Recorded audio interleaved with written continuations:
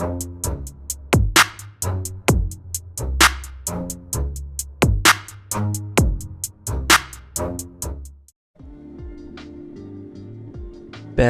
وہ صابن ہے جو آج کے زمانے میں ہر قسم کے داغ صاف کر دیتا ہے۔ جن کے پاس زیادہ ہے ان کے عیب زمانے والوں کو سٹائل لگتے ہیں۔ ٹینشن، بے چینی اور ڈپریشن تب ہوتے ہیں جب ہم دوسروں کو خوش کرنے میں زندگی گزار دیتے ہیں۔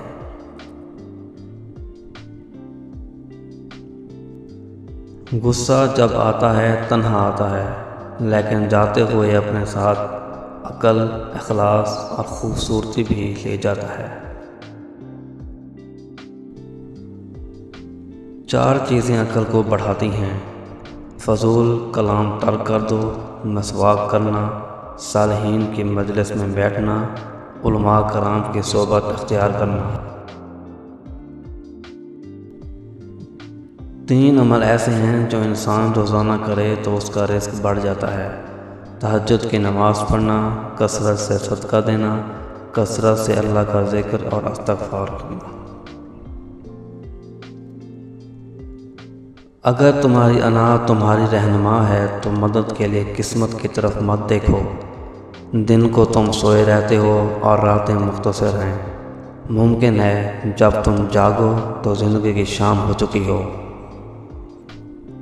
سب سے خوبصورت احساس یہ ہے کہ وہ دعا حقیقت بن جائے جو آپ اور اللہ کے درمیان راز تھی۔